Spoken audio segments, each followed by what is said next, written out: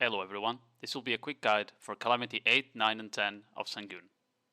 This fight doesn't have any hard mechanics, and it's more a sort of dance with the boss, where you need to recognize his attack patterns, dodge accordingly, and keep hitting his back.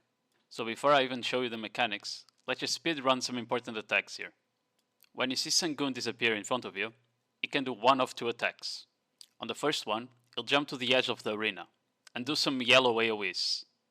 Their safe zones are either behind him, or complete opposite across him. You can't hit him during this attack, so just dodge. After disappearing, he can also do a different attack, where he jumps in the middle, and you're gonna see two red circles appear. You need to dodge this attack as it one-shots. After this, he'll also do a red pizza slice AoE, that also one-shots you, so be careful to not overcommit for damage. On Calamity 10, the red circles won't appear. You can instead use the sound cue. Sangoon roars before doing this attack, so you can tell that he's gonna jump into the middle if you hear the sound cue. Finally, the last important attack is when Sangoon roars in place. He'll do a red AoE circle around him, that does a lot of damage.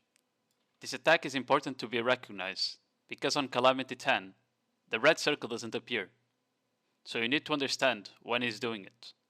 Now, as for mechanics, if your HP ever goes below 50%, you'll see the message, at the first sign of blood, Sangoon's copies close in. When this happens, you'll see a red small circle appear beneath you. You need to move right away. Sangoon will summon copies that will create a damaged area on that zone for about 5 to 10 seconds. This mechanic will keep repeating until you heal yourself. You'll see when it stops, when you see another message saying, as adventurous blood scent fades, Sangoon's copies shrink away.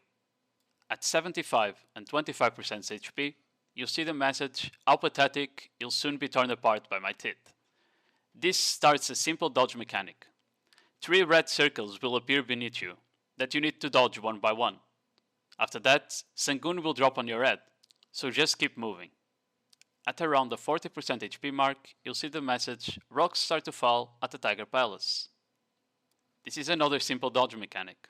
The middle of the arena will basically become a kill zone, where rocks and Sangoon copies will lunge on. So just dodge into the edges of the arena and you'll be fine. Okay, 50%. What? The last mechanic happens when you see the message, as a protector of this land, I cannot be defeated.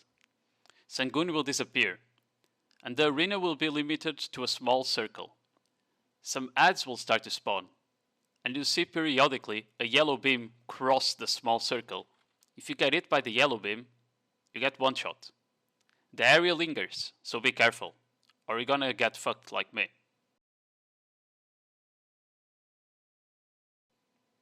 While the mobs are spawning, you want to be a bit closer to the middle of the small circle, as there is some small explosions on the edge of the arena as they spawn. You then want to bait out the big jumping mobs, because those explode on you. After they're all dead, just focus on killing the small ones. To pass this mechanic, you just need to survive on the circle for about a minute. This also repeats at the end of the fight, when Sangoon is 5% during Calamity 10. However, this time there's no yellow beam, and Sangoon actually stays.